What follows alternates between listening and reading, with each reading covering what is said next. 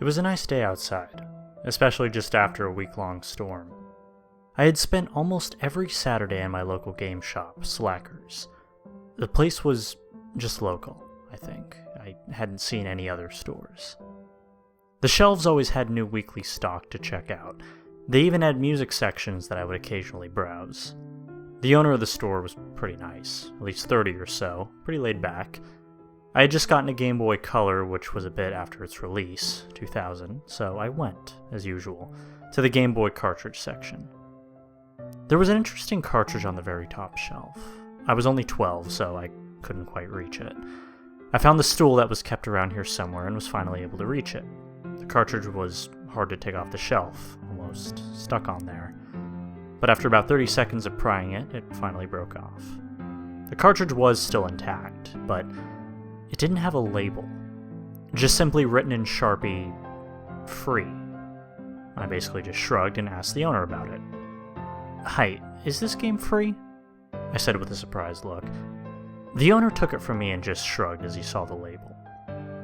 "Yes, it is." He then handed it back to me, and then went back to reading his magazine. I put the cartridge in my pocket as I began my usual round of the new stock. All the usual stuff, Pokemon, Kirby, stuff like that. After I realized I couldn't buy anything anyhow, I went home. All the way home, I was strangely intrigued by the blank cartridge. I was ready for anything. So when I got back to my room, it was just as I had left it. The typical 12-year-old's room. Spider-Man posters left and right, supplies ready for school on Monday, and my old, clear Game Boy on the bed. I jumped into bed and popped in the cartridge. While it was loading, I was expecting some crappy game that never took off. The menu was what looked like an 8-bit field of grass, a setting sun in the distance. There was also no title, just in big bold letters the word "Start." Well, I pressed start and was almost instantly placed on a flat plane. The sun in the menu was now at the very top of the screen. My character had a hat and a t-shirt on, pretty pixelated. But I began to walk forward with the arrow button, and soon encountered a block. I touched the block and instantly died. I was taken back to the menu. During the next game I played, the sun seemed lower by about 1 pixel. I figured out that A was jump, so I jumped over the first block that killed me. The same process happened for about a minute, finding a block, then jumping over it. I encountered a pit after a while, just 1 block wide. Seeing no challenge, I jumped. I hit some sort of invisible wall and fell into the pit. I pressed the start button on the menu. The sun seemed about 3 or 4 pixels lower. Nothing too odd, just unnerving a little bit. I arrived at a pit, which seemed to be the one I came to earlier. I got over the pit this time, feeling a bit more accomplished.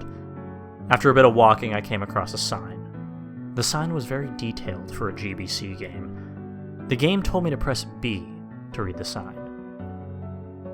"Don't let the sun set." The sun, by what I had noticed, had been setting more and more each game. I wondered what happened if you did let it set without completing the game. So I just touched the block over and over again, each time the sun setting more, the screen getting darker. My heart was racing. I felt so rebellious, which was a mistake. The sun finally did set, and the screen almost was pitch black. I touched the block again and died. The next time I played it, it was broad daylight in-game. I just began to walk and walk and walk. I seemed so interested in absolutely nothing. I felt myself getting absorbed into the game. I was just walking. So one day the world blacked out. I was placed in a game store and I waited to be picked up by a kid again. I was picked up and played, interesting kid. So I was walking and then I ran into a block and died. The next kid suffered the same fate, but I felt a decade-long spell being lifted as he did so. I was free. So that made me wonder, am I nothing but some sick and twisted game, doomed to walk a plane for the rest of my life, doomed to pick up cartridges in game shops? Maybe it's not so bad. Taking a walk sounds nice, doesn't it?